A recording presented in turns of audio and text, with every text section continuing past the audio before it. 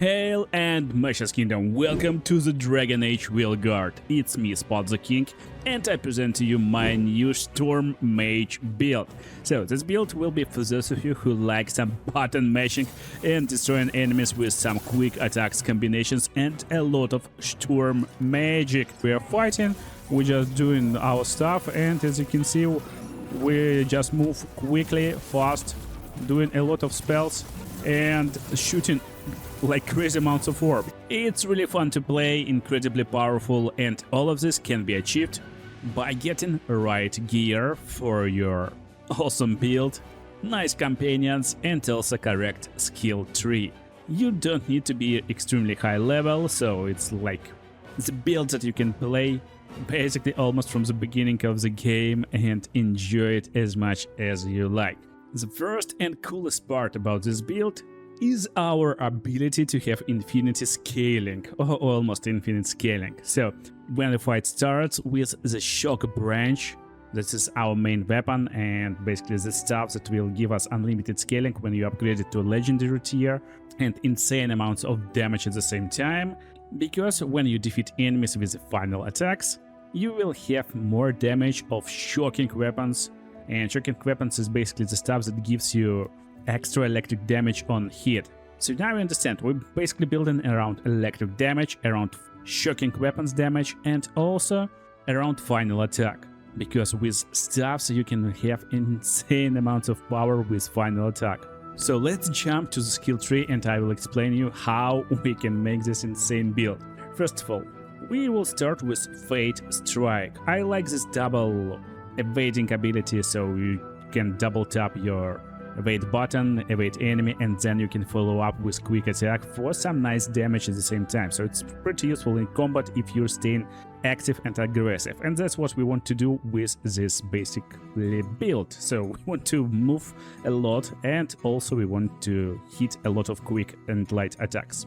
Since our main damage source is lightning, it makes sense to go to the right side, get quick recovery for some mana regeneration, and get chain lightning ability.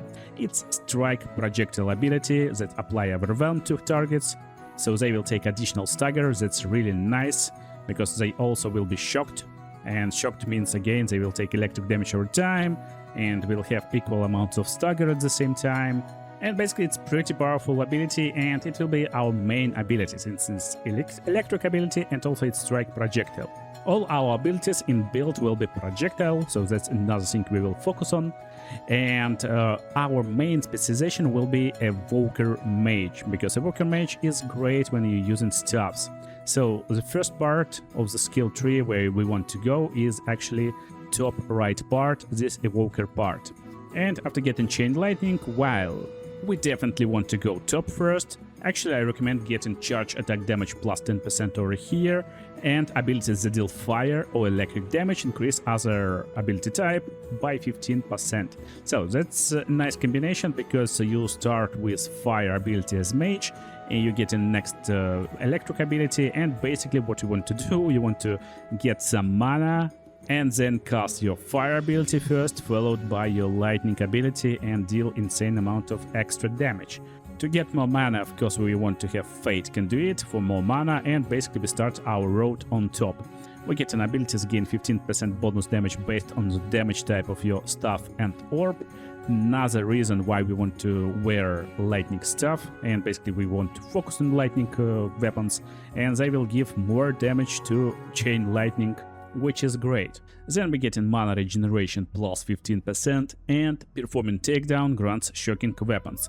Very nice in early game, because enemies will have a lot of health if you're playing especially on harder difficulties, and you will most likely will benefit from this staggering condition. In this game you get in skill points when you level up, and also when you're finding secret statues of the wolf. If you got extra skill points, you can get this shell breaker for now. It's more damage versus armor, but it's not really important note over here. Where we want to go first is actually getting this light attack damage versus health. It's basically more damage when you deplete armor or barrier bar from enemy and start attacking their health.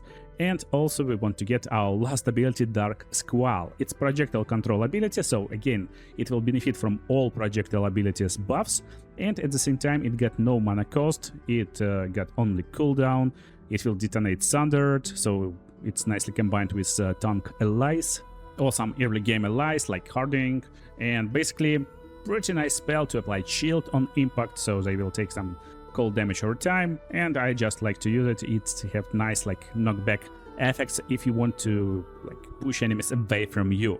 Then we get in maximum shield stacks +1 and bolt volley. So now you can tap light attack button a lot more. You can basically spam this button like you play in Mortal Kombat or some other fighting games when you don't know how to play them. Just spam this button and you will shoot more bolts with last attacks. And basically this gives a kind of double attack. It's even better than critical strike. It's a lot more power. And over here we want to get affliction damage plus 10%. And upgrade to projectile abilities, so when you launch projectile ability, they will launch additional projectile based on our stuff. So again, you launch in Dark Squall, you will launch some lightning damage bolts at the same time, extra bolt for chain lightning, and just like that. Also, it's nice to get this upgrade supercharged for projectile abilities to deal 75% more damage versus barrier.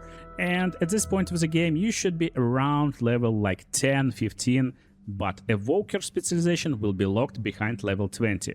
So before level 20, where you want to go next? You want to go to the left part and basically to the bottom part of the skill tree.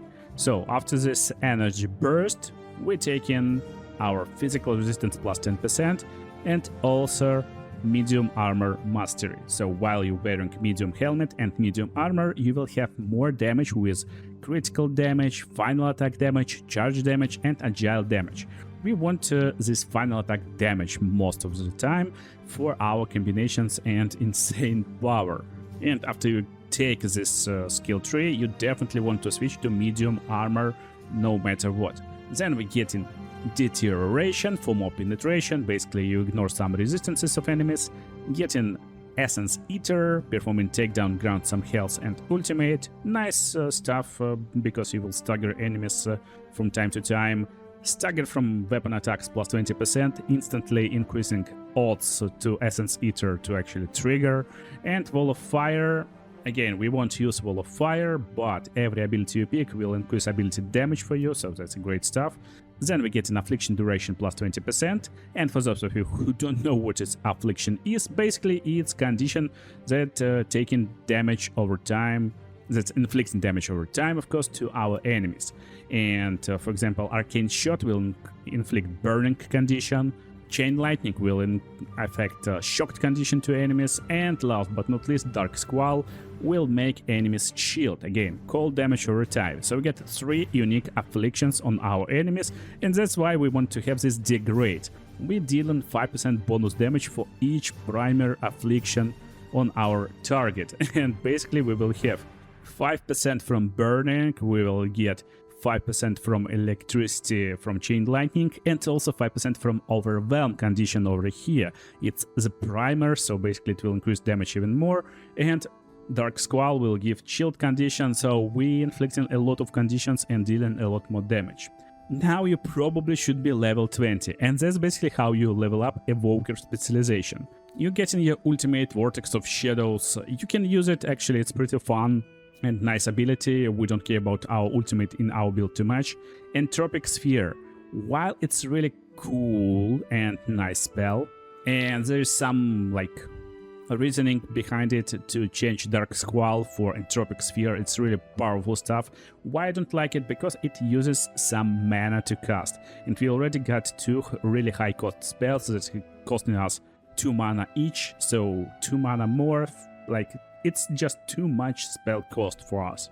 That's why I don't like Entropic Sphere for this build, and I ignore the spell completely. And also we got no chill condition on this, so I like chill condition. So anyway, we get in cold damage plus 10%, we're not benefiting from it too much, but we needed to get upgrade to projectile abilities. After using projectile ability, your staff attacks fire additional bolt at your target for next 6 seconds. Now the build is basically ready. next part of specialization will be locked behind level 30. And the right part will be locked behind level 40, but we don't even need this part for this build, so it's pretty like early game build that you can build like insanely early in the game, but it's completely overpowered and you will enjoy it even in the late game. So what is the idea behind it? Basically, you will fire additional bolts while you like spamming your light attack button, you will fire additional bolts when you're using your projectile abilities, and basically you will start with, for example, arcane shot that will increase damage of your chain lightning, and you will like deal like all of these abilities in a short amount of time. You just spam one ability, cast one ability, then you spam your quick attacks, cast another abilities, quick attacks, cast one last ability and more quick attacks, first ability recharged, and so on and so on. And when you hit level 30, that's where you will become completely broken. So, Onslaught will give you ability to make 2 light attacks, followed by 1 charged light attack. And it will be final attack. So it will be light charged attack and at the same time final attack. It will fire a lot of bolts in one quick succession, and that's completely broken because our final attack is already will be buffed with our gear and some skills we picked already, and it will completely melt our enemies.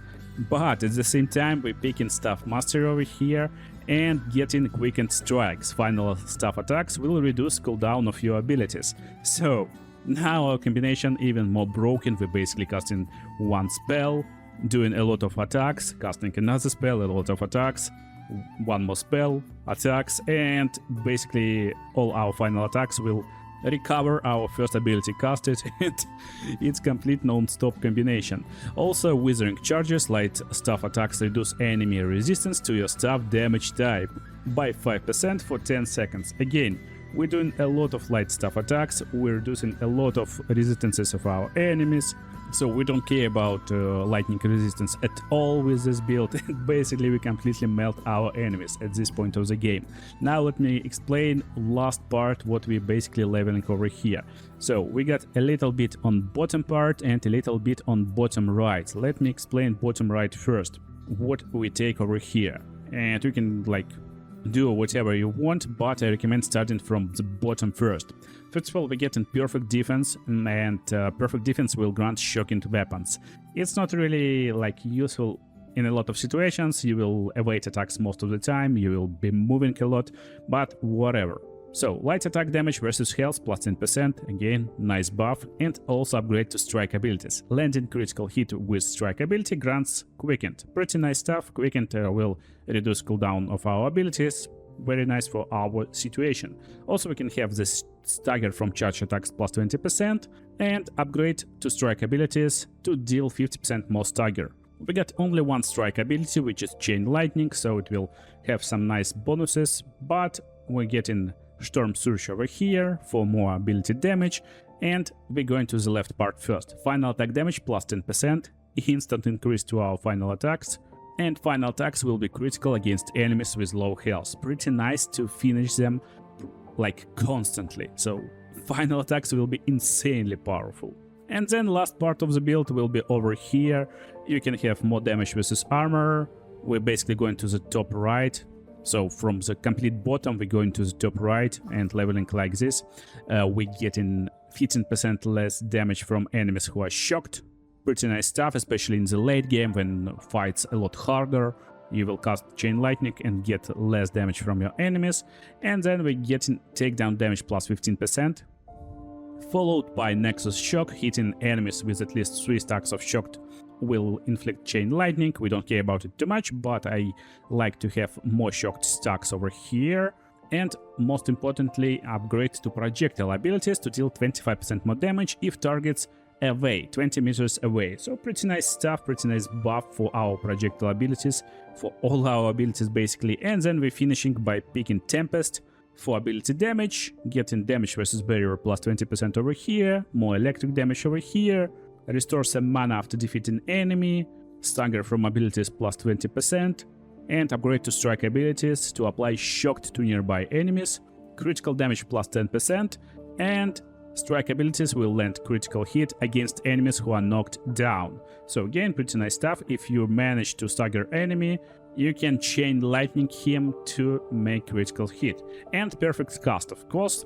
So when you holding your button and doing charged attack, you can release this button at the peak of charge moment and it will deal 50% more damage. So that's the skill tree, and by releasing, basically you need to watch on your charge attack and it will blink like this. So let me explain the exact moment. It's like now, yeah. This blink, when you see, it's when you need to release. And if you don't see this blink, then you released it too early. As you see, I got 11 more points available here. So you can finish build however you like. But honestly, we got everything we need. So if you got some spare like points towards the end game, just get some more resistances. You can have more skills, so just by getting more skills and not using them even, you will have this more ability damage. Another secret part is actually picking these nodes in the middle. So for example, mortar concentration, hold your range attack button and it will give you more damage, while you definitely don't want to use this with this build. Just by picking this node, it will increase weapon damage plus 10%. So that's smart choices. Also in the mid game, you basically can have this Mind Blast for more weapon damage, get this Downfall for critical versus knockdown enemies. And yeah, I just forgot, Conductor in the bottom right is great. Your strike abilities will deal 10% more damage to enemies for each stack of Shocked, so it's pretty nice stuff. And basically you can get some resistances. Now let's get to our weapon and armor and also accessories build, because it's the most important part to make everything work together, to glue our build together. So, Shock Branch. How to find it? It's really easy. You can find any weapon in this game, you just need to look over here. You will find these weapons eventually when you explore the game, when you open chests, they will be in the chests. But to make sure you find this weapon a lot more often, basically it will be most likely encountered in quests in respected region. So this is Storm Dragon, and Storm Dragon will be in Dogtown, Shadow Dragons, yeah. So basically, do quests in Dogtown, do companion quests in Dogtown, and find chests over here. Most likely when you advance through the game, you will find this stuff a lot, and you will upgrade it. Also look for traders on the streets, because yeah, you can buy it from traders too, some copies. And you will get it on basic tier with just final attack damage, that's more than enough, but then you will upgrade it for more electric damage, shocking weapons when final attack defeat enemy, and stuff like this. So, also you can augment weapons when you reach certain point in the story. You will upgrade it in Lighthouse, basically in the trader in Lighthouse can augment weapons. And for this weapon we looking for +1 light staff projectile count. Again, when you're dealing light staff attacks, it will launch extra projectile for double damage, and damage is just insane. You saw it in the preview, basically it's really incredible and powerful build. So then, Orb and Sword, our Mage Knife. For Orb, we're looking for any electric damage orb, it's really important, and another important stuff is that you actually will benefit from some bonuses that Orb gives you, even while you're not using it. So this Orb will give us final attack damage, and yeah, it will be applied to our stuff too. So yeah, it will be applied. And we're using Mage's Gambit, so it's easy to find Mage's Gambit. We will use few unique items like Arletan's Fall, and if you don't know how to find these items, make sure to watch my video in the description, because I got locations for every unique in the game. Locations will be same for any character, fighter, rogue, but some items will be different. My video is for Mage, so you will easily find Arletan's Fall if you need, and also Mage Gambit is in this video too. Also funny part, critical hits will apply Burning or Shocked based on this orb, and it will apply Shocked of course. We will deal a lot of critical hits versus staggered enemies, so pretty nice orb for us. I'm not sure if this actually works for our stuff, not every bonus applies, but whatever. For knife we're using Spellcaster Stiletto just for more mana regeneration and more defense. If you don't believe me that bonuses are working, basically look on our defense stat, and here we are, we get lesser defense instantly. For Orb and Mage Knife, we got plus 20% final attack damage on our knife, and we got 20% damage at low health on our orb. But I would say it's better to switch to the damage at high health, of course, for more damage. But wherever, let's get to our armors. We're going with Arlatan's Fall.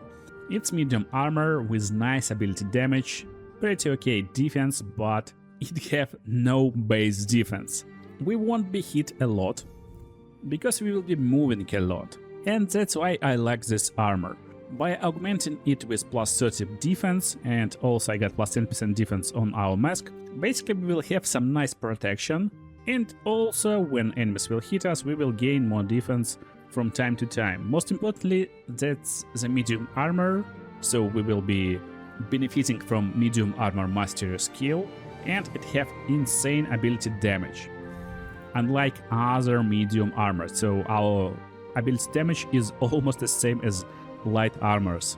And for our helmet, we're using Corvid Calling Mask. So medium helmet, we get bonus to light attack damage, damage versus health, light attack damage will be even higher relative to Antivian Crown allied strength when you upgrade this helmet, of course, and when you upgrade it to legendary tier, light attacks no longer lose effectiveness versus armor and barrier. So normally when you're fighting against mages with blue health line, you want to use range attack. When you're fighting against armored guys, you want to use heavy attack. With this helmet upgraded to legendary tier, no more. You can spam light attacks against any enemy and defeat them easily. For our belt, we're using Jumper's Binding. So I like this belt. It applies shock to nearby enemies on potion use. Again, will inflict more damage with our projectile spells. It gives more electric damage and deals some electric damage in area on potion use, and also will apply additional shock stack on potion use if you upgrade it to legendary tier. For amulet, I'm using Light of Stark Heaven. It's a unique amulet. Again, you can watch my video to find this amulet really easily, and our idea is to have more weapon damage, because we will spam light attack, and when at maximum mana we got 25% weapon damage. When lower than 50 mana, we gain 25% weapon damage. Again, we can start fight by doing final attack combination with high weapon damage, then spend all mana and stay below 50 and basically have this bonus throughout the fight. Also I got plus 10% health damage on this amulet through augmentation, and let's look at our rings. First ring will be Glacial Talus. It gives us mana on kill, more mana regeneration, more maximum mana, and also will increase damage with our current mana. Again, gives us kinda idea that we don't need to always spam our spells, we can actually keep our mana high and just spam light attacks. And second ring will be Biting Thumb, plus 10% weapon damage, more final damage and more charged damage. So second upgrade, second tier of this ring will give us 20% damage basically, because our last attack is final charged light attack, and also 25% bonus armor and barrier damage with weapons, of course. You don't need to upgrade this ring to legendary, it's okay on epic tier, even on like a rare tier it will be completely fine. For our skills, we're using +2 other chains for chain lightning, and I mean augments, of course. Look over here, we get augments to our skills. Yeah, you can augment your abilities too. For Dark Squall I got more radius, because we will use it when we want to push enemies away, and for Arcane Shot I'm just using plus 50% damage just to do more damage, that's it. For Ultimate, again, you can use whatever you like. Vortex of Shadow is really great skill, and I'm having like a lot of fun with it. And runes. So for runes I got mana regeneration over here. Again, as you can see right now, I got some mana regeneration stuff in all of the like rings and amulets, because at high mana we will have more damage, but we want to spam spells a lot to have more damage too. And for next rune we got Electrify for more electric damage, and Daze for more stagger. Actually, you can play with runes a lot, you can experiment. I would say stagger is not really most important stuff for our build, and I would go maybe for weapon damage if you will find it. But in my experience, runes are pretty random. I got like random different runes for like all my characters, and I don't have weapon damage over here, so I picked stagger for this build because we got some nice stagger build up. For companions, it doesn't matter who is your second companion. I like Davrin just because he can basically taunt enemies with Battle Cry ability, so enemies will focus him and you can focus down enemies. Most importantly, I like to have Belara in my party with concentration long bow. To get this bow, you can just buy it in the first location in Arlatan Forest, just buy it from trader. And this bow is pretty cool. When you use attack my target, it will apply vulnerability to electric damage.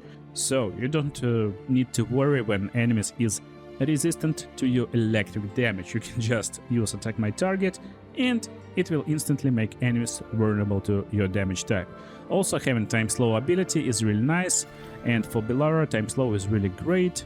As for other guys, so basically with time slow on Belara you can slow down time and cast spell for free, one spell. So you don't need to waste your mana a lot of time, and you can make replenish automatically trigger. It's very nice. When you get hit, she will heal you even when spells on cooldown.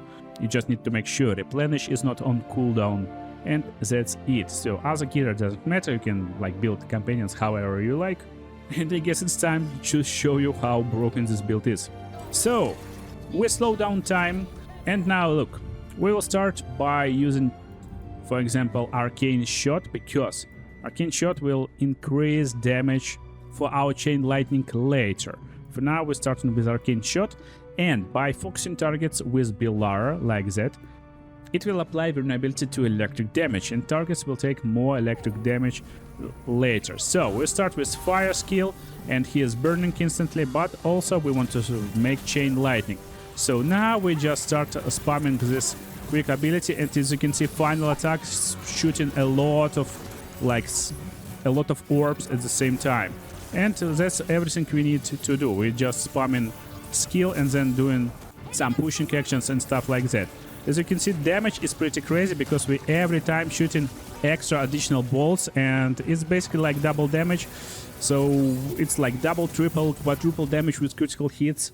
And basically our damage is just insane. We don't care which enemy we are fighting, we're just doing our stuff, and as you can see, we just move quickly, fast, doing a lot of spells and shooting like crazy amounts of orbs. So you need to learn how to unleash this charge attack like faster, but our basic combination is 3 attack and doing this like insane amounts of damage at the same time. So as you can see, this enemy is not vulnerable to electric damage right now, but in pause mode we can pick Belara, make attack target, and he will become vulnerable to lightning damage. And just look at this poor bro. Now he will take like crazy amounts of lightning damage even when it's not critical. So that's like craziest part in my opinion, and a lot of extra orbs at the same time. Every attack launching like 2-3 orbs for pretty nice amount of damage, and it's pretty much like AoE clear Mage. And also really easy to play because we're basically avoiding enemy attacks and launching our own attacks with a lot of extra orbs. That's it. So I hope you enjoyed this build, and we will have blast playing it in Dragon Age Veilguard. Make sure to watch other videos on the screen right now, and see you there.